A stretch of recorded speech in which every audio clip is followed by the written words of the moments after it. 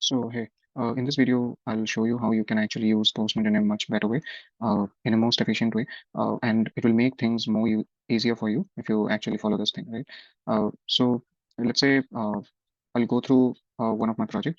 So, this is a backend project, okay? So, what we have is like it's just a regular register form, okay? So, registration form, it will be having a username, email, full name, avatar. Avatar is just a file, okay? It's just a PNG file, okay? And so it's just an image. So after is an image, cover image, watch history is an array.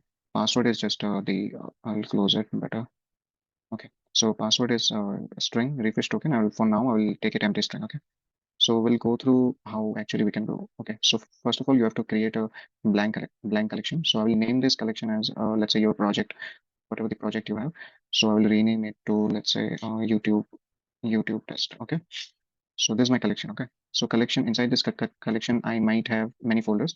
So each and every folder will be having one module. I mean, will represent one module. So let's say the user related module, it's a module, right? Video related, it's another module. So what I will do is in this, I will make a folder. One folder will be of user. So user, I will make better to keep it capital. So user will be having the request like registration, get the user, update something in the user. Okay. So in the YouTube, I will be having one more folder like this one. Okay. So let's say video. I will keep it as video. Okay.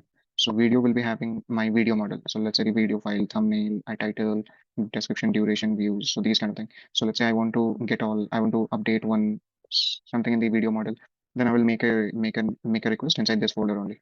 Inside the user folder, if I need something, then I will make the API request in this one only. So let's say now I will just add a request. So by adding a request, you are basically representing one endpoint. Okay. So what I will do, I will just rename it to register. Register.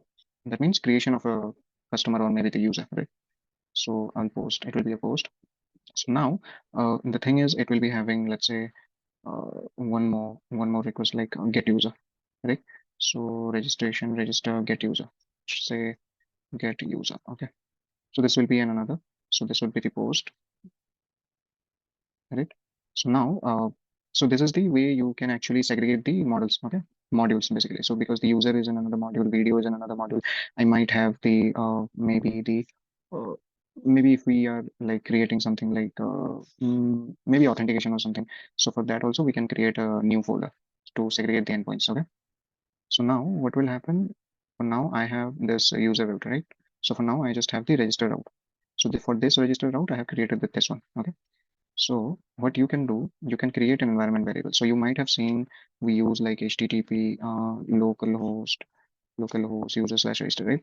This how we actually you make the endpoints, right? So let's say for the users, I can actually make one up to users or maybe the localhost 3000. I can put it into an env, like the environment. I can make it to environment and I can directly import this, right? So here in this environment tab, you have the all the environments. So let's say I have created one new environment, which will be, let's say, YouTube, YouTube test. Okay. So YouTube test, I have one environment. So what I will do, this one would be server. Okay. So server base URL, base URL. So base URL for now, initial value would be HTTP slash slash localhost 3000. Okay. Because it's this 3000. So initial value, and for me, the initial value and the current value would be the same. So I'll just simply put it and I will just save it. Okay. So now what I will do, I will go to collections, I'll go to register. So I don't need this, right? Now what I can do, I will just import it. So there was an option. So here in the top in the drop down, you'll get the YouTube test. So now this variable is imported. Okay. Now what I will do, so how you can actually import this? Okay. So you have to use double curly braces. Now what I will do, I will go to env. Better, like there might be some spelling mistakes, so I will better go here and server base URL. I will go and I will go to my register route and I will just paste it. Okay. So now what it will do, it will directly replace for all the, like you saw it, the server URL initial and current environment is the environment. So local environment. So now what I will do, I will just make the, okay. Yeah. So I'll just put the keys here. But so I'll go to controller I'll go to model, this model. So username, I'll put username, Shubham. Then email, I will put email, email.com. Then full name, I will put, okay. Avatar is a file, so it will be a PNG file. Okay. So one more thing you can like, what happened here? So one more thing, what you can do, you can actually go to body and you can actually go to form data. Form data, what it will do here, actually, I was, okay, this is bad. I have to add here, but my mistake. So what I will do, username, okay, then email,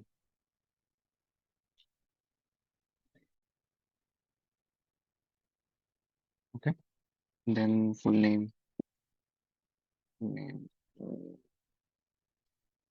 then avatar. So in the form data, what you can do, like if you select as a form data, what it will allow is to, it will allow you to attach the file as well. So in the raw, usually what you do is you go to raw and then you create the JSON data, right? But in the JSON data, you don't have the option of selecting files. I mean, uploading files, right? So in the form data, what it will do, it will give you an access to select the files as well. So for now, what I will do, I will just put a meme like a normal JPG, okay? And in the cover image, in the cover image, I'll put the same, I guess. Let me just change it to file. And what I will do, I will just give this JPG file only. So, and then cover image and then watch history. So, watch history. I won't put anything for now. I think it was not required, right? Yeah, it was not required. So better I will just put it empty here only. So password I will put password. I will put something like normal. Refresh token. I think yeah, this is also not required. Okay, so I've created the this one. Let me. Um,